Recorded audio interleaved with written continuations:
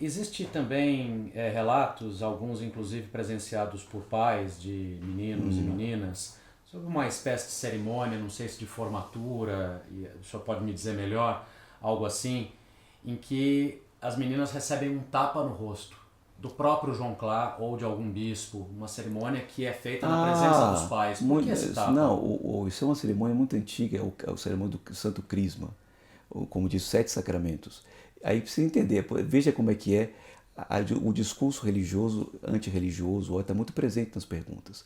Porque são pessoas que não entendem, muitas vezes, da doutrina da igreja, dos rituais, da liturgia da igreja, e começam a fazer uma interpretação equivocada. Assim, se você for numa cerimônia de ordenação de padre, de bispo, você poderia ficar chocado. É um homem que livremente se coloca no chão, prosternado, enquanto todos estão de pé rezando. Parece estar humilhando ele. Não. É um gesto de humildade dele diante de Deus antes de receber o sacramento, seja do diaconado, do presbiterado ou do episcopado. No caso concreto do crisma, o sacerdote, em geral o bispo, impõe as mãos sobre a cabeça, pedindo, invocando o Espírito Santo. Em seguida ele unge com óleo, que é o óleo do crisma, o santo crisma, que é uma mistura de óleo de oliva com bálsamo, tem uns 3 ou 4 elementos, 3 elementos se a memória não me falha, perfumado, unge sobre a fronte e em seguida ou dá um abraço o bispo e diz: a paz esteja contigo. Ou um tapa simbólico, um toque, como quem diz. Isso remonta a uma tradição antiquíssima, ainda da Idade Média, fazendo recordar quando um cavaleiro era armado. Então a igreja tomou essa cerimônia civil e deu ela um sentido religioso. Porque as cerimônias da igreja, a liturgia, nascem assim. Então por que você já observou, por exemplo, que o bispo usa um chapéu enorme? De onde vem aquele chapéu? Então, vem de costumes pagãos antigos, de ritos que a igreja foi tomando. Depois, de onde vem o paramento que o sacerdote utiliza, de onde vem o óleo, de onde vem o incenso. São elementos culturais, regionais, que a igreja vai tomando e vai dando a ele um sentido, a eles um sentido religioso, de culto. Mas absolutamente não é uma agressão. Então, o bispo ou o sacerdote delegado pelo bispo dá um leve toque no rosto, dizendo: a paz esteja contigo, que é aquilo que Jesus disse para os apóstolos. E a pessoa responde: e contigo também, ou com o teu espírito.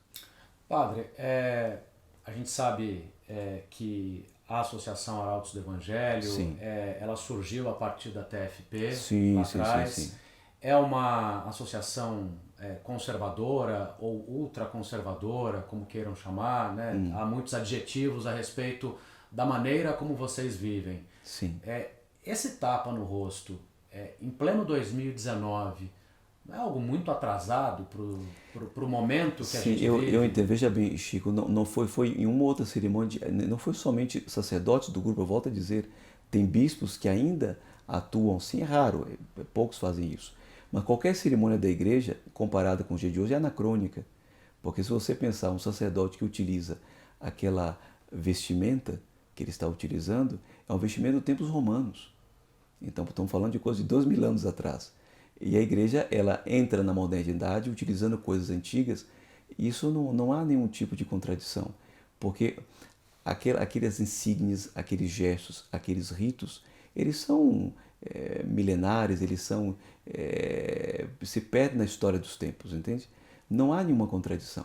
Se nós tomarmos hoje em dia uma série de as cidades, você já se deu conta do que é o brasão da cidade de São Paulo? É uma torrezinha, um castelo. Não tem nenhum castelo em São Paulo. É uma coisa anacrônica, propriamente. Mas há elementos anacrônicos que ainda existem na sociedade.